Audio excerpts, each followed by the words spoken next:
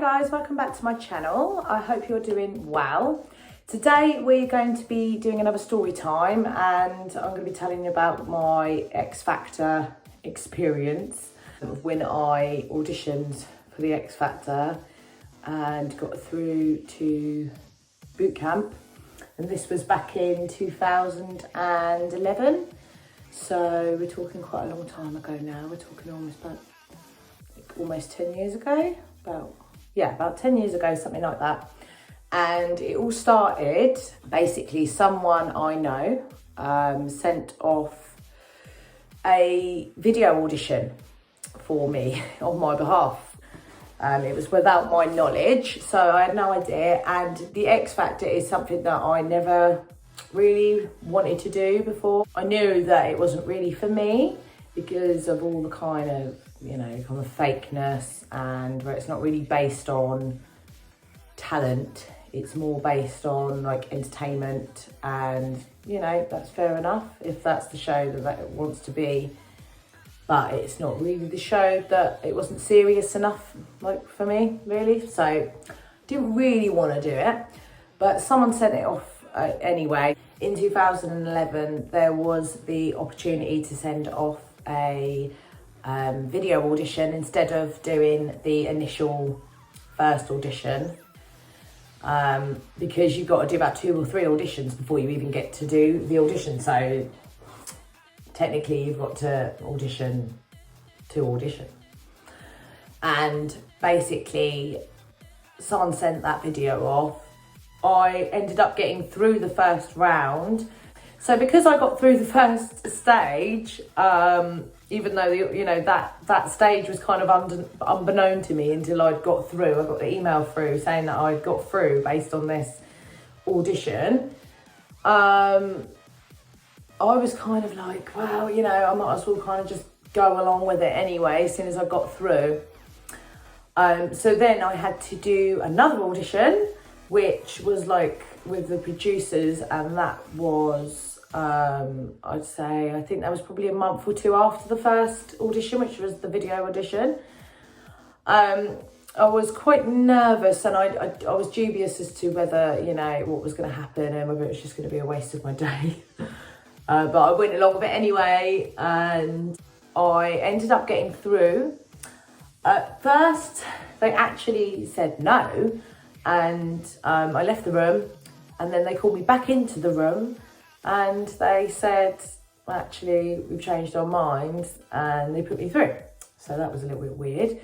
And then I had to wait another couple of months before I auditioned again. That audition was a lot easier than the first audition with the producers, because it just, I don't know, it was just something a little bit more, I wouldn't say it was more relaxed, but I think I felt more relaxed because it was like the stage before the live shows. So I felt a little bit more relaxed because I wasn't so far back in the process. But obviously, it's quite a journey doing a show like that, really, because as I say, you have to do 2 or 3 auditions before you even get through to the live show. So even getting onto the live show itself is a feat in itself, because it's really hard to get through. Even if you're a really good singer, it's, they put people through that aren't good over good people. So, it doesn't actually say anything about your talent if you don't get through. And nor does it even if you do get through. It's one of those weird shows where, it's just like luck.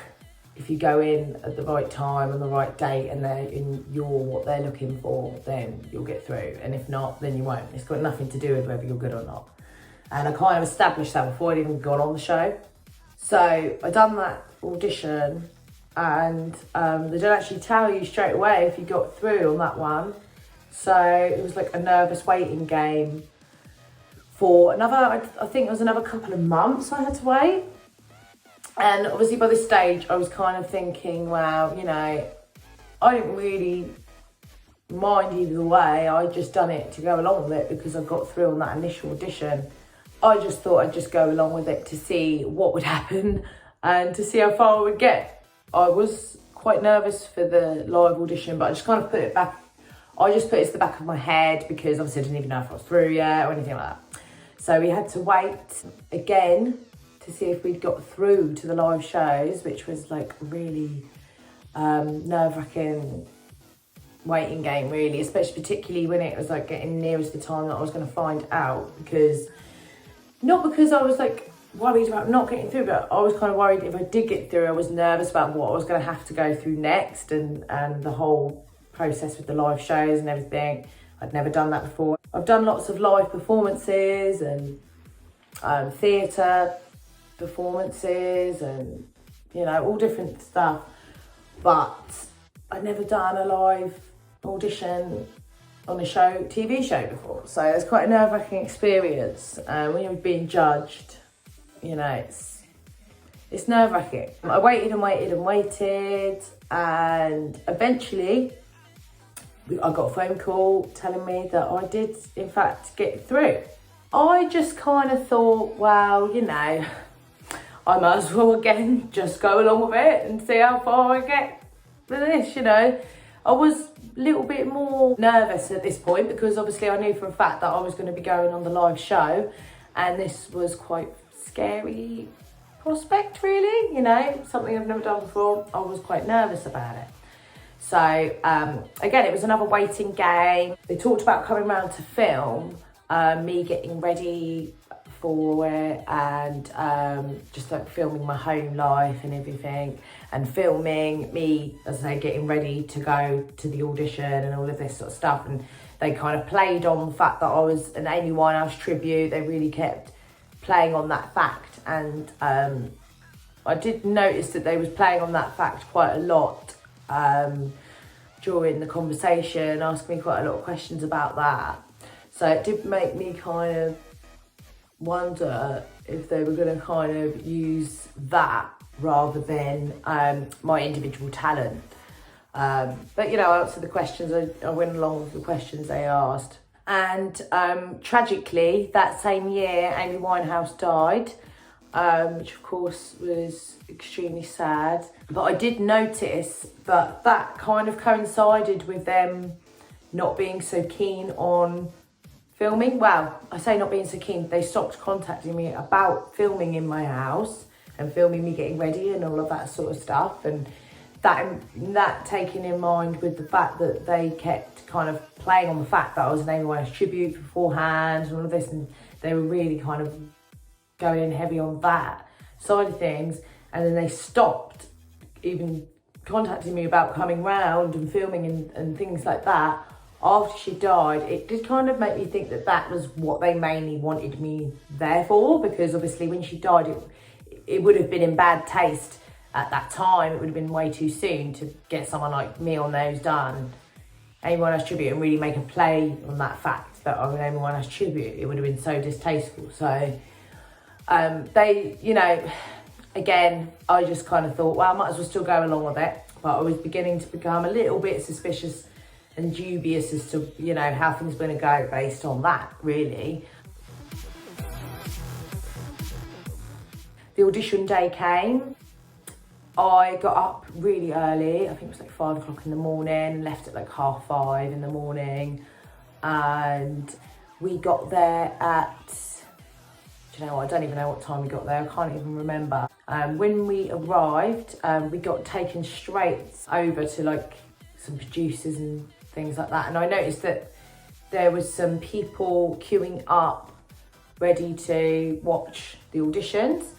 And, you know, I noticed that there was no queuing. I expected that when I arrived at the live audition that there would be some queuing up, like all the contestants would like queue up and wait their turn. But it wasn't like that at all. All the people that were queuing up were actually just audience members. And it was made to kind of look like they were people queuing up to audition. There's just no queuing at all. When you get to the live shows, there's just no queuing. So that confused me a little bit, because the first thing I done when I arrived was I had to do this interview thing. I had to film this interview, and I was called over, I was beckoned over. Never had to queue once. And I noticed that people were being filmed behind the queue line, like the bar. Like contestants were being filmed behind there. They were put behind there with the audience members queuing up to kind of make it look like You know, they were being filmed basically behind, they're being interviewed and stuff, asked questions, and it kind of made it look like that they were queuing up to audition, and they were just, after they finished the interview, they'd just come straight back over the other side of the bar. I found that a little bit weird, that they feel that they have to make out as if that queue is, you know, contestants, when it's audience members. So that was a bit strange. That was really weird. So anyway, after that, I had to go to, we did like various different kind of interviews, and you had to go to various different rooms, like these kind of big conferencey style rooms, and we'd go to a dressing room where there's like makeup and things like that in there, and a big light mirror, and you can kind of put makeup on and things like that, prepare yourself. Then you go backstage, and then Dermot was there, and we had a little chat with Dermot before I then went on and done my audition, which was so nerve-wracking. But the main thing I can remember about it was the fact that I was so nervous. That was basically the thing that I can remember the most, was how nervous I was. And I don't think I've actually been that nervous before. I think it's the whole judgment thing about it. I think if it was just like a live performance, then I would have been okay, because I'm used to doing that. But because I was being judged by people, it just makes it more nerve-wracking, you know, and you know it all kind of rides on that one performance being judged. Wasn't it like even necessarily about getting through or not? It was more about, you know, if they tell me I'm crap, it's not going to feel very nice. And even if I get through or not, that was kind of, it would be that would be like the more hurtful, rather than getting through or not. As it happens, I did get through. The judges were Louis Walsh, Talisa, or whatever I think her name is, I think it's Talisa, Kelly Rowland, and Gary Barlow. And all I can remember about them, I remember that Gary Barlow and Kelly Rowland were really nice people. I do really remember that. And I didn't really like Louis that much.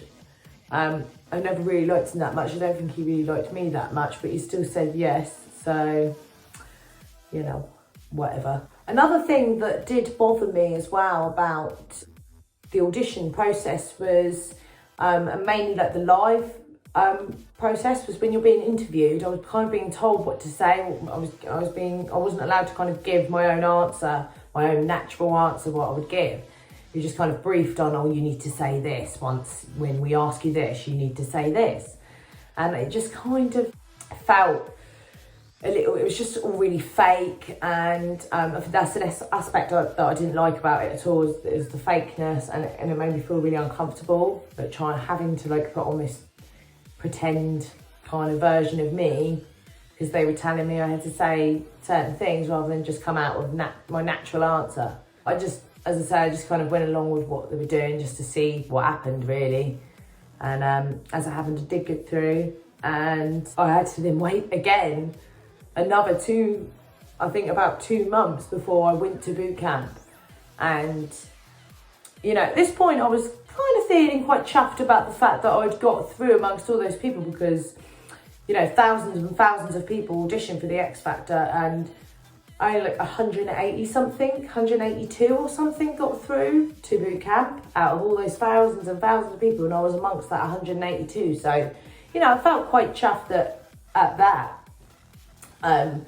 So again, I just kind of went along with things, and I prepared for boot camp. My nan went out and bought me loads of clothes, about 300 quid worth of clothes or something. I went mental with the clothes for boot camp, so I bought enough clothes to last a few weeks if necessary.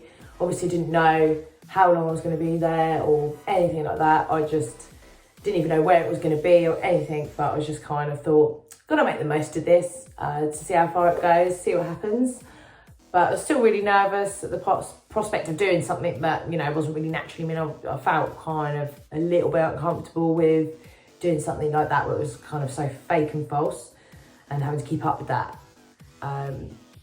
So after I waited so long again, I then had to go to boot camp, and I got on the train, went to London, and we had to go and meet up at a destination in London. It was like this massive building with like big posh conference rooms, but I have no idea for the life of me where it is. I can't even remember where it was or anything like that. It was just this big like posh building, and it was like just all glass. That's all I can remember. A big massive car park, and we all met up there, all the people that were going to the boot camp. This was the year that Little Mix and One Direction were in the boot camp and in the X Factor. So this was, as I said, 2011, and there was like a really crazy, weird mix of people in 2011 X Factor. If you look back, if you're an X Factor fan. So we had to wait for these big, massive coaches to arrive and pick us up in groups. I think there was like 3 or 4 coaches. I can't remember exactly. I think there was one for the bands, one for the girls, one for the boys. Or 2 for the girls, 2 for the boys, 1 for the groups. I can't quite remember the exact. But yeah, there were several coaches to take us to the hotel, which we didn't know what was going to be. We were not told a location at all. Until we arrived, we had no idea where we were. So it was on the outskirts of London, actually, the hotel. And so we travelled all the way there. We were being filmed the whole time. We were in the coach as well, which, you know, it was slightly irritating being like filmed all the time, like continuously, even when we were doing things that wasn't like filming time. They were just being filmed anyway, I suppose, for like extra footage. And when we arrived, we then got filmed walking into our hotel. We had to go to this conference room where they briefed us on what was going to be happening, and we got told that there was going to be this like party, and like a welcome party for all the boot camp people.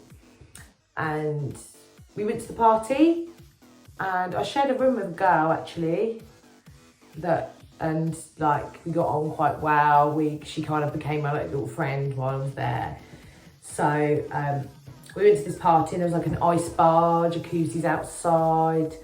And there was like champagne, and you know, it was kind of just your regular kind of party, really. You're being filmed the whole party, obviously, for footage for the X Factor. So you had to be, you just, like every conversation, obviously you were wary of the fact that you were being filmed, and there was just cameras everywhere, even like just everywhere. So you kind of didn't even know where there wasn't a camera and where there were one. They were just everywhere. You didn't really know what the spots were there, where there weren't a camera, no blind spots. Everything was being filmed. So we done the party, and then everyone kind of went back up to their rooms and went to bed, apart from like a couple of people that just stayed downstairs and got drunk. Don't know why I've done that really, because they were doing a singing competition, but there were quite a few people that literally just stayed downstairs and got drunk. But I didn't want to do that because I thought, I'm here to sing. I don't want to do something that's going to affect my throat the next day. That seems like a bit of a stupid thing to do, really. So the next day we had to get up for breakfast and get ready for filming in the garden of the hotel, which was absolutely huge. It's just massive ground, which was, it was really pretty. It was really beautiful, It was the outskirts of London. I can't remember the exact place, but it was the outskirts of London. Kind of felt like it was in the middle of nowhere. Lots of greenery, and it was nice. It was a nice hotel. So we had to then get into like groups, and we had to stand and wait for Talisa, Louis, Gary and Kelly to arrive, and then they told us that one of the groups was going to be booted out. So at this point I kind of thought, well, I didn't really mind if I went home, to be honest, because the whole kind of journey and everything had made me realise, the whole journey to this point had made me realise it wasn't really for me anyway.